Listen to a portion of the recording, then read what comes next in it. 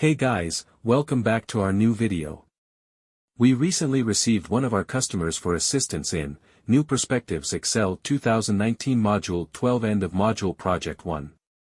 Our client provided us some file attachments you can see on your screen, with full instructions to understand the problem. To complete this assignment, follow steps ahead. Step 1. File Setup.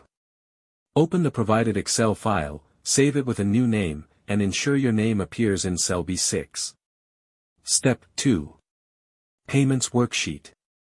Unprotect the sheet. Insert WordArt titled Payments by Account with the given style and font size in row 1.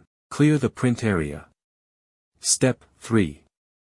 Entry Form Enhancements.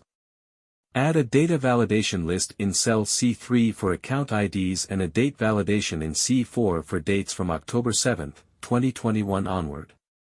Hide column I. Step 4. Macro Recording. Record the enter_payment macro to copy data from the entry form to the payments sheet and transpose it. Edit the macro to show a confirmation message. Assign the macro to the Enter Payment button. Step 5.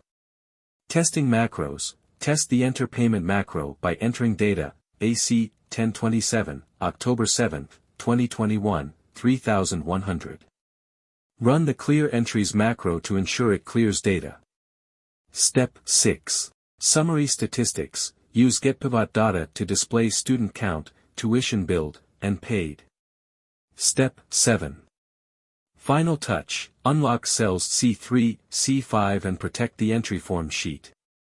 Save, close, and submit. If you need our help, we provide two types of solution services. First service is an old solution we already have but that might prompt as plagiarized when someone tries to submit because it has already been used. Second service is to complete it using your given start file and do it completely original. To avail of our help on any assignment, you can contact us on WhatsApp at +44 730 965 5268 or log into our website hhelpinhomework.org and chat with a customer support agent. Thank you for watching this.